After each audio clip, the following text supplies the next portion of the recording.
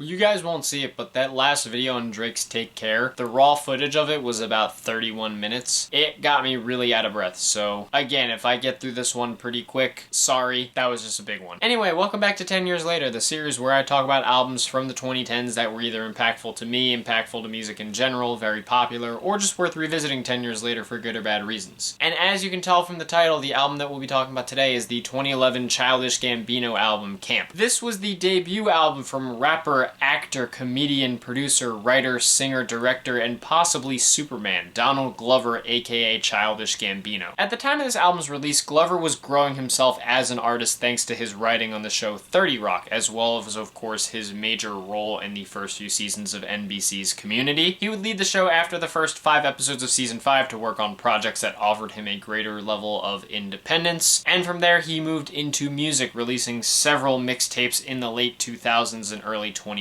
before dropping this project. He even brought on Community composer Ludwig Göransson to work with him on the album, and Göransson would continue to produce for him on each successive studio album. Now, I've definitely become quite a Childish Gambino fan as of late, specifically thanks to his newest albums, Awaken My Love and 31520. As polarizing as the latter was, it was by far one of my favorites of last year. And obviously beyond the music, I just think that Donald Glover is by far one of the most talented artists out today, just for the fact that he could do so much and exist so well in so many mediums and art forms and succeed with flying colors in so many of them. However, my familiarity with Gambino's music does come from the post-Awaken My Love era, meaning I'm more familiar with modern Gambino than old school Gambino. Thus, while I am familiar with some of his rap side, I'm much more into the R&B and often soul side as opposed to some of the older rap music. Thus, I was interested to see how much of this record succeeded and to see if perhaps any of it would be predictive of his future direction. It's 13 tracks in 56 minutes, which told me that even if there weren't a ton of individual cuts, there were going to be some long ones. And yes, there were some, but all in all, I was surprised by how much I enjoyed this album in spite of its age taking away some of the sheen. Outside opens the album with some extremely varied production with a big booming beat, soulful choir vocals, and what sounds like a light bit of rock influence with some very heavy guitars. Gambino gets very dark and introspective on his lyrics, discussing the experience of growing up as a black man along with the societal struggles that his family also faced. It's an extremely emotional, hard-hitting way to open the album, tied together by a beautifully sung chorus from the aforementioned choir. Firefly does have some much lighter, smoother production with some beautiful vocals on the chorus from Janet Leon. Gambino's flows sound very erratic. While hearing this track, I can kind of see how his vocal inflections and cadences served as an influence to someone like Brockhampton. I think it's super catchy and I do really enjoy it, even though lyrically there are a few bars here and there that feel a bit dated. Bonfire has been by far the biggest song from the album, and I can honestly see why. The beat goes way too hard with these super pounding drums and wild guitar riffs, and Gambino bodies the beat with this super grimy, intense vocal delivery and fast cadence as he delivers punchline after punchline after punchline. I mean, he is dropping some absolutely wild quotables all over this damn song. Again, a few that might not look so nice by today's standards, but even the worst lines are hard to forget here. The amount of quotable moments are absolutely insane. All the Shine lives up to its title. The beat feels a lot brighter and sunnier than some of the other songs here. He pretty much talks about being himself and goes at his critics who didn't believe he was worthy of being seen as a real rapper. It's easy to forget it now, but back in 2011, many people didn't consider him a legitimate rapper, and they didn't really take him seriously because they thought he was just a joke. It's not his deepest song lyrically, but it makes up for it with some clever cadences and a nicely sung hook that at least appeared to be an early showcase of his versatility as a performer. Let Her Home falls just under the 2-minute mark as one of the shortest tracks here. It largely uses the instrumental of All the Shine, but stripped down to where it's just an orchestral set of violins. Gambino sings his way through this one, and his vocal inflection reminds me a bit of Drake. That might be a moot comparison because Drake is one of the big reasons a lot of rappers even started singing in the first place, but still, it's just what I thought of. That's not a knock though, because he sounds great, and this is one of those rare short tracks that I really enjoy, largely because of Gambino's presence on it. Speaking of Drake, Heartbeat also feels like a song that at points really leans into the Drake vibes. While it has a few more electronic experimental vibes to it, much of the beat is lighter and more R&B focused. And beyond his very smooth and mellow vocals, much of Gambino's rapping is laced behind darker, scratchier filters that feel very Kanye-esque. Kanye is another artist whose influence you can very clearly hear in this album, and I think this song feels like almost a meeting of the worlds between 808s and Heartbreak Kanye and Take Care Drake. It's a really fun listen, and the extremely catchy hook makes makes it even better. Hold You Down features some light falsetto vocals on the hook that feel like a bit of a precursor to many of the vocals he would come through with, starting with a track like Sober. The instrumental's home to some of those bouncy pianos, and many of Gambino's vocal moments seem to really play into some of the Kanye vibes. The lyrics center around Gambino's experiences growing up and dealing with racism among kids in school. It's got some really clever bars and double entendres while also featuring several very emotional moments about Gambino's experiences, making it a very strong cut. And Sunrise has a more electronic instrumental with some very bright and boastful sounds to it as well. Gambino spends a lot of the song flexing, though I think this is probably one of his least lyrically dated songs on the album. It just feels like he's not trying to answer to critics or outwardly try to prove himself, he's just doing it. The hook is big but very fun, Gambino rides the beat nicely, and the outro vocals from Whitney Wood are awesome too. Now yes, there are quite a few downturns on the album, being that this is a debut record and all. Backpackers goes into a darker style once again, where he gives more of his dark lyrics about his critics and how others don't think he's a real rapper. I do think the hook has its catchy moments and the beat can go in some interesting different directions, but I do think this is one of those moments that lyrically feels a bit repetitive. The themes I'm about to mention are present throughout a lot of the album, but it feels like to make a song in the style of this record, Gambino always had to mention three things: his dick, the fact that people don't take him seriously, and Facebook. Or as it's supposedly called now, Meta. God, what a stupid name. Either way, it's just not one of the more exciting moments on here. LES, or Less, dives into several hipster stereotypes, given that Gambino had a reputation for being considered a hipster back in 2011. While I like a lot of Gambino's melodic hooks, this one definitely feels a lot more sugary than some of his others, to the point where it really feels like he's wearing the Drake influences on his sleeve. His vocals also sound a bit underdeveloped, which makes them a little less compelling to me. He still has some really fun, catchy flows, and the chill nature of the beat is cool, but once again, it does feel a bit more forgettable than some of the other songs. That bridge is hella nice, though. Kids Keep Up features a very sweet, mellow beginning with an instrumental feeling like it's being built on a xylophone, while Gambino delivers very delicate vocal passages on the hook. The beat gets a bit bigger as Gambino starts rapping, but the xylophone remains a huge part of the song. While I love the ethereal nature of the chorus, the rest of the cut doesn't really grab me as much. The lyrics don't stand out too much to me either, and it feels like the song only ever sticks out in its lightest moments. You See Me is another hard rap track that at several points goes into another lyrical theme that was one of Gambino's favorite things to talk about back in 2011, Asian girls. One of the most common topics of conversation and also controversy back in 2011 was Childish Gambino's lyrics about his love of Asian women, which were viewed in some circles as fetishizing. You can even see that from lyrics like these. Can't imagine modern day Gambino feels these lyrics as much now as he did then. That part aside, this is another one of those grimier songs with a bigger, darker beat, but sadly it just doesn't really stick out to me as much outside of some of the fast flows near the end. The hook is pretty forgettable, and there's not much else that grabs me about it other than that. That Power tops off the album and is by far the longest track here at over 7.5 minutes. Playing on some of the Kanye vibes, this ends with a spoken word monologue that was written by Glover's close friend DC Pearson. It feels like Gambino is mirroring what Kanye did on his debut album The College Dropout with the track Last Call, where he gets autobiographical to close out his journey in his first album. It starts off with very heavenly production and some beautiful vocals from Gambino, but when the reverby echoing beat kicks in and Gambino starts rapping, it almost sounds like a Kanye song. I do think his flows are extremely hard and catchy, and they fit perfectly against the beat, and the beat switch into something more sensual and slow jammy as the essay comes in is pretty cool. Usually long spoken word moments like this ruin replay value for a little bit, and sure, I can see myself skipping over the essay in some future listens, but I think the story is very nice and it is a good way to end the album. When it comes to songs with large spoken word moments, I usually like to come back to them if there is enough song to make the track interesting, and if the song that is there is good. And fortunately, both of those happen here. It's a very nice closer, for sure. Overall, Childish Gambino's debut album is still a pretty good time. I think a lot of the production choices are pretty interesting, and while many of the instrumentals do feel like they ride on the coattails of artists like Drake and Kanye a bit, I think Gambino can bring his own flair to them to make them interesting. I think the album does show a lot of moments that would inspire his later records, with a lot of very soulful, light, and moody instrumentals that have been seen from him more recently in the last few years. Gambino's vocal presence is also top-notch throughout a lot of these songs, with a lot of hard and fantastic rap flows, but also some very nice sung vocals. Most most of all, quite a bit of this album is just fun. I know a lot of people didn't take him very seriously back in the day, but honestly, when I hear this back, it really sounds like he's having fun with his music, and it makes a lot of these tracks more compelling to listen to. Sure, a lot of his lyricism can feel very dated, and I think there are some downturns that showed a bit of his inexperience, but even so, this is a very solid debut album, and it's great to hear this back and see just how much Donald Glover has evolved as an artist since his early days. Back in 2011, I don't know how I would have felt about this thing. Despite enjoying some hip-hop, I don't know if Gambino's brand of it would have grabbed me right away. Listening to it now, it is quite good despite some of its more dated elements. If I had to put it on my scale, I would probably get a good rating. Far from Donald Glover's best work, but I think it sounds pretty good. And there's a lot of fun tracks here to counterbalance some of the weaker detours. But that's just my experience on this album. What did you guys think about it? Did you listen to it back in 2011? Do you still listen to it now? Did you love it back then? Hate it back then? Do you still love it now? Do you still hate it now? Are you just completely indifferent towards it? And where would you rank it among Childish Gambino's albums? Whatever your thoughts and opinions are, leave them down in the comments below. Let's keep this civil and have some fun as we like to do. If you guys want to hit like and subscribe and support some of my other ventures that I have linked in the description, thank you. If not, it's no big deal. I totally understand. And again, we're winding down on the 2011 10 years later videos. I've got about 4 more left after this, if all goes right, of course. The next one that I plan to do in this series is going to be on One Direction's album, Up All Night. That's going to be a minute though, because my throat is hurting from filming these last few videos. I did a lot of talking today. These videos were kind of long, so I am gonna go rest. So stay tuned for the next 10 years later, but until then, thank you guys for watching. I hope you enjoyed, and I will see you in the next video.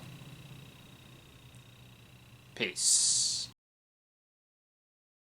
Kanye is another artist whose influence you can very clear in... Okay, I can laugh at myself for that. That was horrible. You can very clear. Oh my god, that was so bad.